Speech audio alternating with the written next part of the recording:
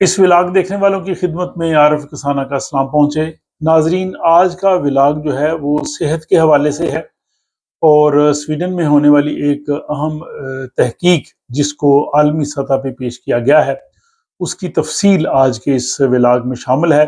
اور یہ جو ہے وہ سٹروک یعنی فالج کے حوالے سے سویڈن میں جو سٹڈی ہوئی ہے، اس کے تفصیلات جو ہے وہ 10ویں یورپین سٹروک کانفرنس جو کہ سوئٹزرلینڈ کے شہر باسل میں منعقد ہوئی ہے، اور یہ 15 سے 17 مئی تک یہ کانفرنس وہاں پہ ہوئی ہے، اس میں یہ تفصیل جو ہے وہ پیش کی گئی ہے۔ باسل سوئٹزرلینڈ کا بہت ہی ایک خوبصورت شہر ہے جو کہ 3 ملکوں کے سنگم پہ واقع ہے، یعنی ایک طرف فرانس ہے، دوسری جانب جرمنی ہے، اور تیسری جانب جو ہے وہ سوئٹزرلینڈ ہے، اور باسل جو ہے وہ سوئٹزرلینڈ میں واقع ہے۔ ہمیں 3 مرتبہ باسل میں جانے کا موقع ملا ہے، اور اس شہر میں ہمارے دوست جناب علی جیلانی صاحب اور خالد چوہدری صاحب ہیں، ان سے مل کے بھی بہت اچھا لگا تھا۔ اور اسی شہر میں یہ یورپی جو عالمی کانفرنس ہے، 10ویں یورپی کانفرنس سٹروک کے حوالے سے، وہ منعقد ہوئی ہے۔ اور اس میں جو سویڈن میں سٹڈی ہوئی ہے، اس نے یہ ظاہر کیا ہے جن لوگوں کی مالی حیثیت بہت اچھی ہوتی ہے، اگر انہیں یہ سٹروک یعنی فالج ہو بھی جائے تو ان کے موت کے منہ میں جانے کے 32% امکانات جو ہیں وہ کم ہوتے ہیں۔ یعنی جن کی مالی حیثیت بہتر ہے، اگر ان کو سٹروک ہو بھی جائے تو ان کے بچنے کے جو چانسز ہیں وہ کم امیر لوگوں کی نسبت 32% جو ہیں وہ زیادہ ہیں۔ اس کے ساتھ یہ بھی اس اسٹڈی میں واضح ہوا ہے کہ جو اعلیٰ تعلیم یافتہ لوگ ہیں، اگر ان کو سٹروک ہو جائے تو ان کے جو ہے وہ زندہ رہنے کے امکانات جو ہیں وہ 26% کم تعلیم یافتہ لوگوں سے زیادہ ہوں گے۔ اور یہ جو سٹڈی ہے یہ 6900 مریض جو ہیں ان سے حاصل کیے گئے ڈیٹے کی بنیاد پہ ہے، جو کہ گوتھنبرگ یونیورسٹی کے ساتھ شالگرینس کا اکیڈمی جو ہے وہ انہوں نے کیا ہے۔ اور یہ جناب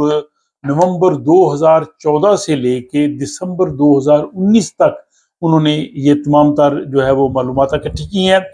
اس سٹڈی میں جن چیزوں کو فوکس کیا گیا تھا اس میں یہ تھا کہ وہ کس ایریا میں رہتے ہیں، وہ کس ملک میں پیدا ہوئے ہیں، ان کی تعلیم کیا ہے اور ان کی انکم کیا ہے۔ اور مینلی اس میں 2 چیزیں جو ہے وہ سامنے آئی ہیں، انکم اور یعنی تعلیم۔ جیسا کہ شروع میں کہا کہ جو اعلیٰ تعلیم یافتہ لوگ ہیں ان کے سٹروک کے بعد 26% امکانات زیادہ ہو جاتے ہیں بچنے کے، اور جن کی مالی حیثیت اچھی ہوتی ہے، جو امیر لوگ ہیں، وہ 32% جو ہے وہ زیادہ ان کے امکانات ہوتے ہیں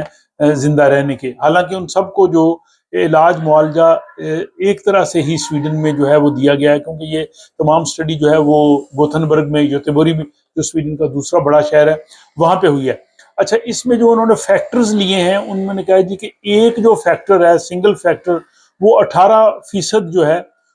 اس کا اثر ہوتا ہے، اور اگر 2 فیکٹر مل جائیں تو وہ 24% کے قریب آ جاتا ہے۔ اور اس میں ہر جو شخص تھا اس سٹڈی میں، اس کی جو سماجی اور معاشی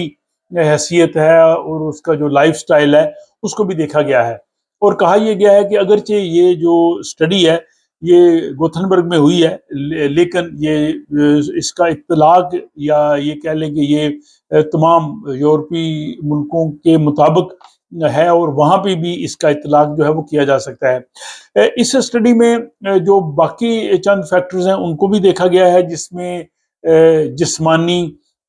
ورزش یعنی فزیکل ایکٹیویٹی، ڈائبٹیز یعنی ذیابیطس، اور الکوہل کنزمپشن یعنی شراب نوشی، لوگ کتنی شراب پیتے ہیں، ظاہر یورپ میں یہ چیزیں عام ہیں۔ اور اس کے بعد یہ ہے کہ جو ان کے جو امراض خون اور دل کے جو امراض ہیں یا ان کی جو صورتحال ہے وہ بھی اس میں شامل ہے۔ تو اوورال یہ جو